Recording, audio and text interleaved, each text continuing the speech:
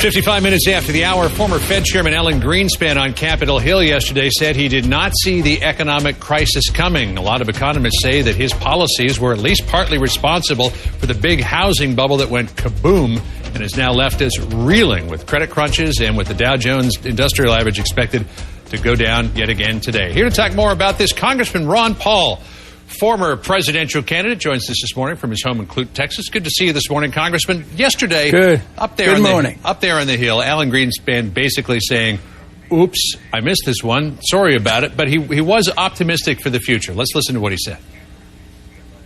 This crisis will pass, and America will reemerge with a far sounder financial system.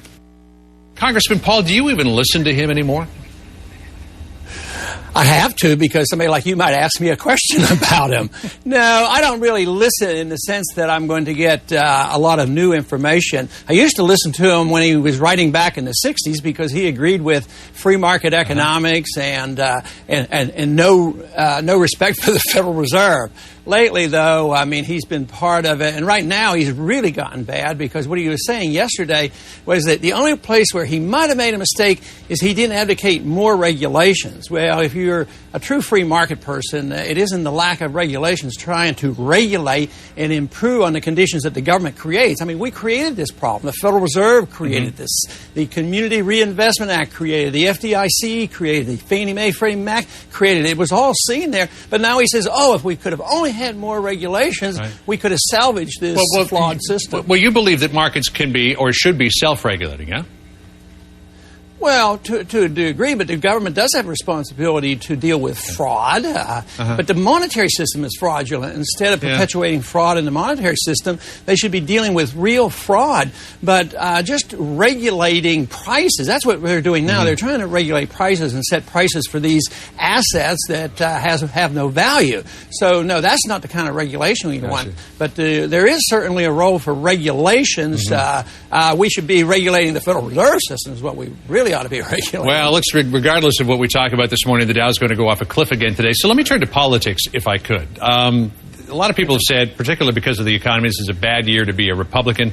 John McCain behind in the national polls, seems to be behind in the battleground states as well. He's got a long and difficult road if he hopes to win the Oval Office.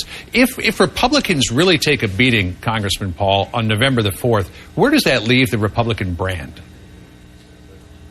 Well, I think they're in big trouble, but I think I mentioned that a year or so ago that they've sort of lost their way.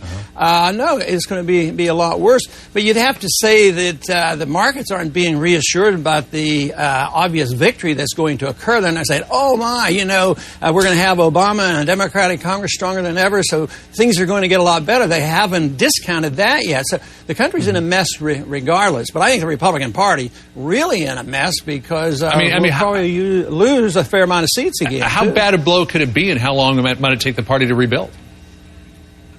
Well, I was first elected, or first ran in 1974, and I think there were about 145 members of Congress, Republicans then. It took 20 years, so that is the case. Right. But, I think it's secondary to what the Congress is doing. If both parties have bad ideas, it doesn't matter a whole lot. Hey, I wanted to ask you about... Both parties follow those ideas. You're on the ballot in a couple of states. You're on the ballot in Louisiana. You're also on the ballot in Montana. And in Montana, you were polling 4% there, and that's exactly the difference between Senator McCain and Barack Obama, with Barack Obama on top. I mean, you could be the spoiler here and take Montana away from Senator McCain, and I know that some Republicans friendly to you said, hey, get off the ballot in Montana. You tried, you couldn't. How are you going to feel if, because of you, McCain loses Montana? Well, I think it'll be a pretty far stretch if McCain loses the election. They're going to blame me. I haven't been campaigning in Montana. People who are supporting me up there are spontaneous. They're enthusiastic.